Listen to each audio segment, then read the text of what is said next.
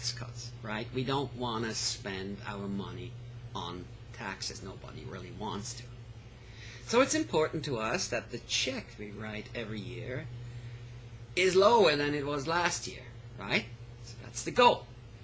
Obama says he's going to cut taxes for 95% of the people. That's true. At least as far as I see it, I believe in that.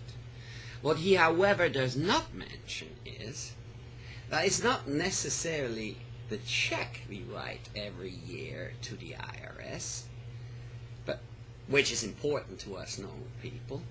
What's really important to us normal people is how much money we have left every single month. Therefore, we have to examine what I call the indirect taxes as well. Now, examining these indirect taxes, because somewhere the money has to come, with which Obama is going to pay all these huge programs he's planning to do. So what he in fact really does is he's taxing the companies. He's taxing the companies in any way, shape, or form there is. We are paying already one of the highest capital gains taxes in the world, at least in the Western world. Compared to Ireland with about 11%, America sits at around 38%. Now, putting all these burdens on the companies, what does that in fact result in? This results in higher prices for goods, which we pay, higher prices for food. Every person employed with these companies will experience lower and lower insurance services because these companies have to cut back. And more of the burden will be transferred to their employees. A business unfriendly environment, I have to call it that way, will also result in actual companies moving out of the United States. Hence, we're going to lose these jobs. It will result in what I had to do oftentimes as an exec, layoffs, streamlining, consolidation. We have to cut costs, right? So these companies will not only raise their prices or move out entirely, these companies will actually generate fewer jobs. And this business unfriendly environment results in a huge indirect taxing, burdening of the citizen. And that's so important.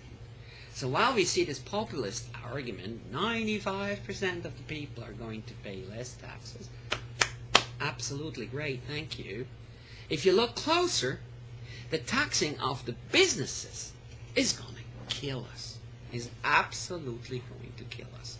That's just one typical classic populist argument of the Obama campaign, which says the right thing, but in closer examination does the wrong thing. John McCain is not going to create that business unfriendly environment. He's not going to tax those companies. And while that may result in a tax decrease for some of the super big companies, in reality it's going to create a business friendly environment. Another one of those classic populist arguments was deregulation. John McCain being the great deregulator. Well, deregulation is a good thing. The prices for internet, television, telephones have come down. I'm now able to have telephone service, all you can call for $30 a month. I used to pay $300 some, especially since I considered my international calls. That's actually a result of deregulation. So in a way, I consider this as a compliment. Deregulation, in effect, is a good thing because it does lower prices. It increases competition. Now, should we have more regulation, or let's call it better oversight, more transparency as far as the financial sector is concerned? Hell yes, absolutely.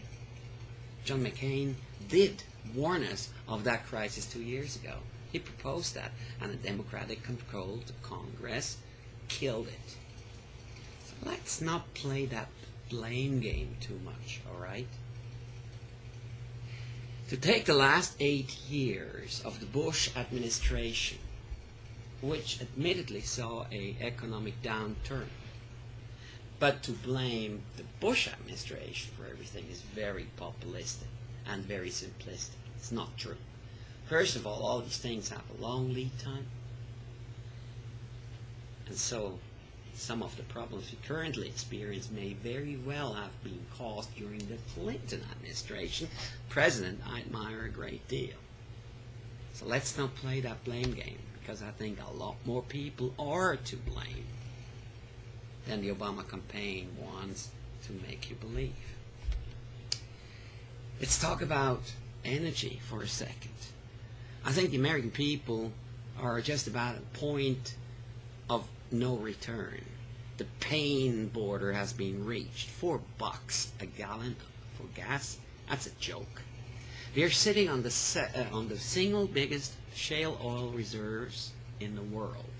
We still have years of supply as far as oil is concerned.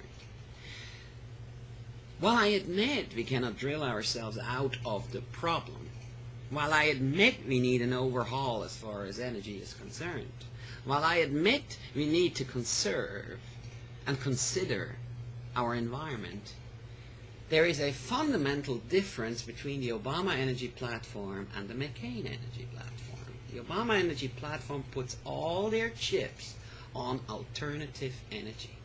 Don't believe drilling is okay for Obama nowadays. It ain't.